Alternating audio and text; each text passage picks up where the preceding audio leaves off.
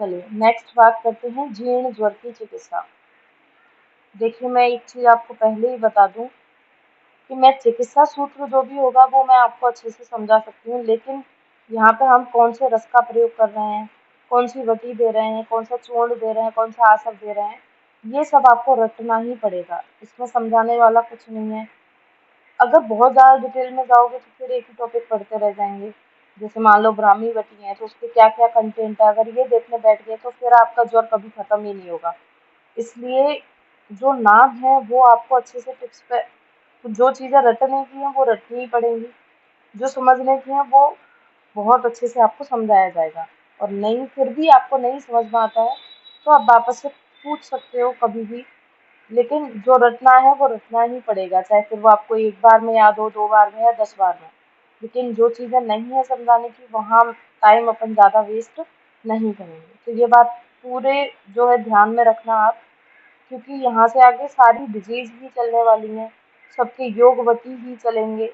आपको थोड़ी मुश्किल आएगी, लेकिन 2-4 बार आप पढ़ोगे तो अपने आप ही आपको चीज़ें याद होने लगेंगी। तो पैनिक मत कीजिएगा कि इतना सारा है, हम कैसे याद रखेंगे, कैसे याद रहेगा, एग्ज़ाम में याद आएगा कि नहीं आएगा। ठीक है, क्योंकि सब इस प्रोसेस से निकले हैं, मैंने भी केसी का एग्ज़ाम दिया है, सब देते हैं। तो अपने आप चीज़ें याद आती है, बस आपको पढ़ना बार-बार पड़ेगा।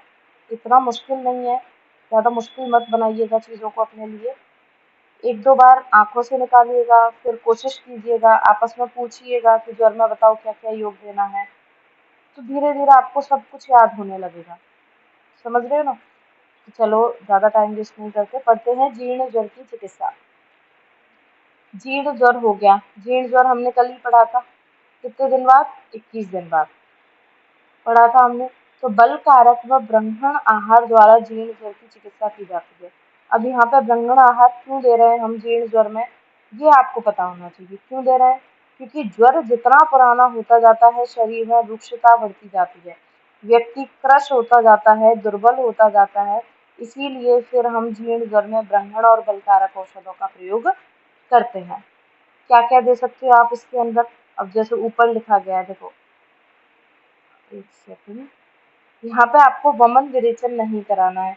क्यों नहीं कराना? क्योंकि ज्वर को हुए 21 दिन हो गए, व्यक्ति बहुत ज्यादा रुक्ष है, उसके शरीर के अंदर बिल्कुल बल नहीं है, उसके अंदर कृशता है, दुर्बलता है, तो वो वमन और विरेचन को झेल नहीं पाएगा, वो टॉलरेट नहीं कर पाएगा इन प्रोसेस को। इसीलिए जीर्ण ज्वर में वमन विरेचन का क्या बताया गया है? निषेध बताया गया है। तो आप यहाँ पे कौन कौन से औषधि या घृत का प्रयोग कर सकते हो? आपको ज़्यादा से ज़्यादा यहाँ पे स्निग्ध चिकित्सा उसकी करनी है, इसीलिए आपको घी तेल का यूज ज़्यादा करना है। तो पिपल्यादि घृत, वासा घृत का यूज कर सकते हो, अनवासन बस्ती तेल की दे सकते हो। निरू बस्ती वैसे तो आपको देनी नहीं है, लेकिन अगर उसके अंदर मल अधिक है तो आप निरू बस्ती दे सकते हो। और भी बाहर जो है लेप वगैरह के लिए आप शतदोत घृत और चंदन के तेल का प्रयोग अभ्यंग के लिए कर सकते हो। तो ये आपको याद रखना है कि जीर्ण ज्वर में आपको स्निग्ध चिकित्सा ही करनी है, रुक्ष चिकित्सा वहाँ पे आपको यूज नहीं करनी है। फिर कल हमने जो धातुगत ज्वर पढ़े थे उनकी चिकित्सा। तो अगर व्यक्ति को रसगत ज्वर है तो वहाँ पे आपको रस को बाहर निकालने के लिए वमन कराना है, और वो जो भी बचा हुआ है अपक्व रस धातु उसके पाचन के लिए आपको लंघन या उपवास कराना है। रक्तगत ज्वर में क्या कराना है? रक्त की चिकित्सा। तो रक्त पूरी बॉडी में सर्कुलेट हो रहा है, त्वचा के नीचे सर्कुलेट हो रहा है, इसीलिए त्वचा का परिषेक और प्रदेह कराना है, और संशमन औषध का प्रयोग करना है। ठीक है, ज़्यादा से ज़्यादा आप यहाँ पे रक्त मोक्षण भी करवा सकते हो, लेकिन मेनली आपको परिषेक, प्रदेह और संशमन औषध का यहाँ प्रयोग करना है। फिर आता है मांसगत ज्वर। मांसगत ज्वर में क्या करवाओगे? विरेचन करवाओगे और लंघन करवाओगे। तो याद रखनी है चिकित्सा एज इट इज। रस में तो वमन और लंघन करवाया, मांसगत में विरेचन और लंघन करवा रहे हैं, वही सेम चिकित्सा मेद में रहेगी। ठीक है, तो मेद में और मांस की चिकित्सा सेम है, दोनों में विरेचन और लंघन कराना है। अस्थि और मज्जा में हमेशा हम बस्तियों का प्रयोग करते हैं, क्योंकि अस्थि के अंदर वायु का स्थान है, वात का स्थान है, इसीलिए आपको निरु और अनवासन बस्ती देनी है, और अस्थि के अंदर ही मज्जा रहती है। ठीक है, तो अस्थि और मज्जा के लिए आपको क्या देना है? निरु और अनवासन बस्ती देनी है। अब आपका क्वेश्चन ये हो सकता है कि यहाँ पे शुक्रगत ज्वर की चिकित्सा नहीं लिखी गई है। क्यों नहीं लिखी गई? क्योंकि कल ही हमने साध्य साध्यता पढ़ी थी शुक्रगत ज्वर जो होता है वो कैसा है, असाध्य है, तो उसकी हम चिकित्सा, आयुर्वेद में असाध्य की चिकित्सा बताई ही नहीं गई है, इसीलिए हम वहाँ पे उनकी शुक्रगत ज्वर की कोई भी चिकित्सा यहाँ लिखी नहीं गई है। फिर आता है पुनरावर्तक ज्वर की चिकित्सा। अभी शुरू शुरू में ही हमने पढ़ा था, क्लास शुरू हुई थी तब, पुनरावर्तक ज्वर क्या होता है। तो उसमें क्या चिकित्सा दोगे, मेन आपको कुछ नहीं याद रखना, केवल यातनावस्ती याद रखनी है। कौन से ज्वर में यातनावस्ती दी जाती है, पुनरावर्तक ज्वर में। आपने सिद्धि स्थान में पढ़ा होगा यातनावस्ती कैसे बनाते हैं, इतनी डिटेल हम यहाँ नहीं पढ़ेंगे, केवल आपको नाम याद रखना है कि पुनरावर्तक ज्वर में कौन सी वस्ती दी गई है, यातनावस्ती।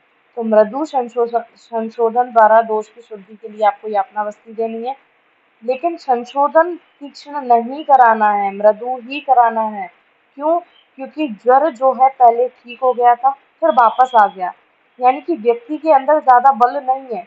अगर आपने तीक्ष्ण संशोधन दे दिया तो व्यक्ति की मृत्यु हो जाएगी, इसीलिए आपको संशोधन हमेशा कैसा देना है, मृदु ही देना है। और भोजन में क्या यूज करना है, व्यूष का प्रयोग कर सकते हो, जंगल पशु पक्षियों का मांस रस दे सकते हो, अभ्यंग है, स्नान धूप आदि का आप यहाँ प्रयोग करा सकते हो। क्लियर है।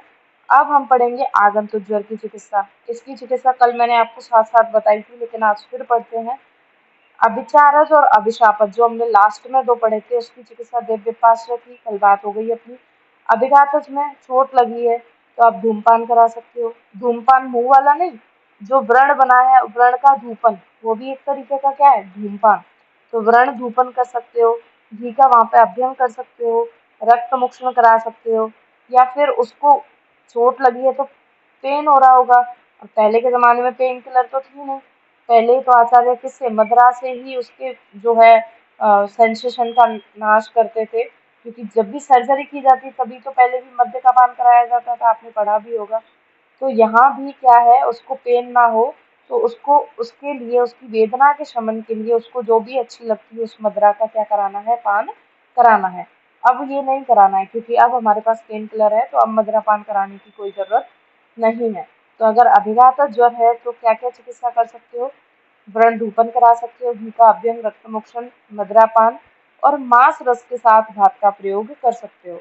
मांस रस का यूज क्यों किया, क्योंकि यहाँ पे वात का प्रयोग, वात और रक्त का प्रकोप था, इसीलिए वायु के शमन के लिए आप मांस रस का प्रयोग कर सकते हो। प्लस जो रक्त दूषित था, जो रक्त ब्लीडिंग से बाहर निकल गया था, वो मांस रस और भात से ब्लड वॉल्यूम उसका वापस से इंक्रीज होगा, इसीलिए हम अभिघात ज्वर में मांस रस का प्रयोग कर सकते हैं। फिर हमने पढ़े थे कामज, शोकज और भयज, ये तीनों ज्वर में वात का प्रकोप था। यहाँ पे आप आश्वासन चिकित्सा, और जो उसको चीज चाहिए वो लाके दे दो। जैसे गुस्सा किसी चीज पे आ रहा है, उसकी कोई चीज खत्म हो गई या मिल नहीं पा रहा है, तो उसके जो भी अनुकूल जो भी वस्तु उसको चाहिए जिससे वो शांत हो जाए, वो वस्तु लाके उसको दे दो। और जितनी भी वात शामक चिकित्सा है वो आप यहाँ प्रयोग कर सकते हो, क्योंकि इन तीनों से हमेशा वात का प्रकोप होता है। क्रोध में जो भी उसको चीज चाहिए वो लाके दे दो, और क्रोध से पित्त बढ़ेगा, इसीलिए पित्त शामक चिकित्सा करा दो। क्रोधज ज्वर काम उत्पन्न होने से, और काम ज्वर क्रोध उत्पन्न होने से, यानी कि 22 वर्षा चिकित्सा कर सकते हो। क्रोध में काम उत्पन्न करा सकते हो आप उस व्यक्ति के अंदर, और काम हो रखा है तो उसको क्रोध ही कर सकते हो, तो भी आपस में ये ठीक हो जाएंगे। अब ये लाइन आपको याद रहे तो ठीक है, वरना कुछ याद नहीं रखना, केवल आपको ये तीन चीजें याद रखनी है। ठीक है। और आगंतुक ज्वर कल भी पढ़ चुके थे, ये निराम होता है, इसीलिए लंघन नहीं कराना है। इनमें लक्षणों के आधार पर लाक्षणिक चिकित्सा करनी चाहिए।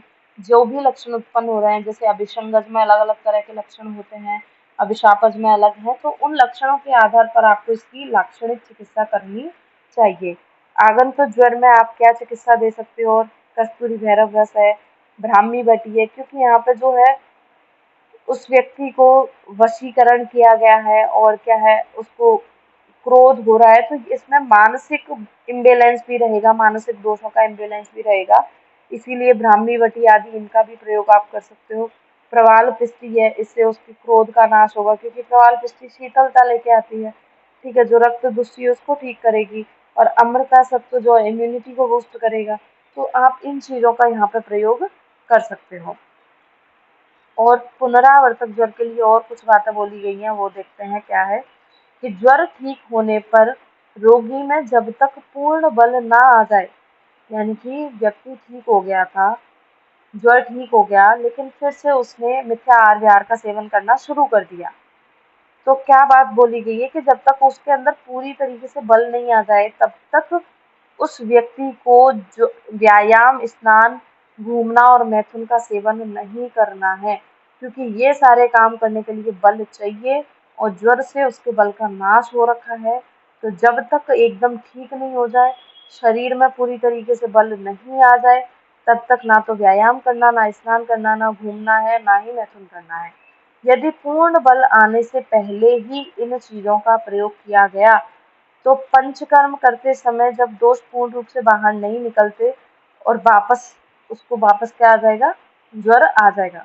समझ रहे हो कि उसके अंदर बल नहीं आया, इनका पहले से ही यूज करने लग गए, तो फिर क्या होगा, ज्वर वापस से उसको प्रकट हो जाएगा। इसीलिए ये चार चीजें आपको याद रखनी है कि ज्वर के अंदर मेनली व्यायाम वगैरह इनका क्या है, निषेध है। फिर पुनरावर्तक का भी चिकित्सा सूत्र है, तो इतना देखो जितना लिखा गया है मत पढ़ना, आप कंफ्यूज हो जाओगे, छोड़ देना, ये थोड़ा ज्यादा लिखा गया है, छोड़ देना। फिर हम निज ज्वर के लिए कुछ और चिकित्सा और देख लेते हैं, जैसे वातज पित्त कफज है, उनके लिए चिकित्सा सूत्र की बात और कर लेते हैं। जैसे देखिए, संशोधन में आप जो भी दोषज ज्वर है, हमने पढ़ा था कि वातज में आपको वस्ती दे दो, पित्त में आप विरेचन करा दो, वमन, कफ में आप वमन करा दो, तो वही संशोधन फॉलो अप कर सकते हो आप। वमन, विरेचन, निरु, अनुवासन, नस्य, रक्त मोक्षण कुछ भी करवा सकते हो जो भी दोषज ज्वर है उनके अंदर। संशमन में आप क्या क्या दे सकते हो, रस कौन कौन सा जो अभी हमने पढ़े, त्रिभुवन कीर्ति, हिंगुलेश्वर, कस्तूरी भैरव, लक्ष्मी विलास। तो देखो इसमें आपको सिर्फ याद ही करना है इन चीजों को कि रस कौन कौन से दिए गए, वटी कौन कौन सी दी गई है, संशमनी, संजीवनी, विस्कुंदुक, चूर्ण कौन कौन से दिए गए हैं, क्वाथ में नागर, मोथा, परपट का क्वाथ, चिरायता, गुड़ुची, मोथा, परपट, याद नहीं रहेंगे ये मत करना। घृत है, चंदन वाला लाक्षादि घृत मत याद करना, ये वाले याद कर लेना। पंचतीर्थ घृत है, अमृत आदि घृत है, षटफल घृत है, चंदन आदि घृत है, अगुरवादी घृत।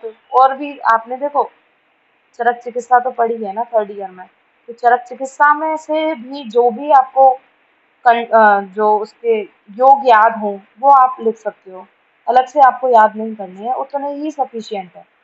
चरक चिकित्सा में जितने भी योग आपने पहले याद किए होंगे थर्ड ईयर में चरक के पेपर के लिए, वो ही सारे आप वापस से रिवाइज कर लेना, उतना सफिशियंट है, अलग अलग पढ़ने की जरूरत नहीं है। अवले में द्राक्षा, अवले, च्यवनप्राश इनका प्रयोग कर सकते हो। चिकित्सा पत्र में देखिए, त्रिभुवन कीर्ति रस 250 mg दे दो व्यवस्था पत्र में, अमृता सत्व दे दो, गोदंती दे दो, जो भी आपको जैसे भी याद हो जाए अपने अकॉर्डिंग वैसे कर लेना इसमें से। चूर्ण में सुदर्शन चूर्ण लिख दिया। आसव और अरिष्ट का प्रयोग हमेशा भोजन के बाद ही किया जाता है, इसलिए एक रूल हमेशा याद रखना कि भोजन से पूर्व तो आप ये रस का योग दे दो। याद रखने के लिए बता रही हूँ कि भोजन से पूर्व खाली पेट जो हम औषध लिखते हैं ना प्रातः साय के लिए, वो तो रस वाली औषध लिखते हैं। जितनी भी रस औषधि है वो ज्यादातर जो है खाली पेट ही दी जाती हैं, और आशा वरिष्ठ है वो हमेशा भोजन के बाद ही दिए जाते हैं। तो ये चीजें कुछ आपको लॉजिक याद रखिएगा, फिर आप अपने आप ही लिख दोगे। षडंग पानी है या फिर पोषण जल का प्रयोग कर सकते हो। और द्राक्षा, अबलिय वगैरह जैसी चीजें वो ज्यादातर दूध के अनुपान से ही दी जाती हैं। तो ये कुछ छोटी छोटी बातें याद रखोगे आप, तो आपको मतलब एग्जाम में लिखने में बहुत आसानी हो जाएगी। इस तरीके से आप इनको याद रखिएगा। क्लियर है? फिर आता है विषम ज्वर, चलिए इसको कल पढ़ेंगे, ज्वर बहुत ज़्यादा ही हो जाएगा फिर आपके लिए अगर आज ही पढ़ा दिया गया तो। समझ में तो आ रहा है ना आपको?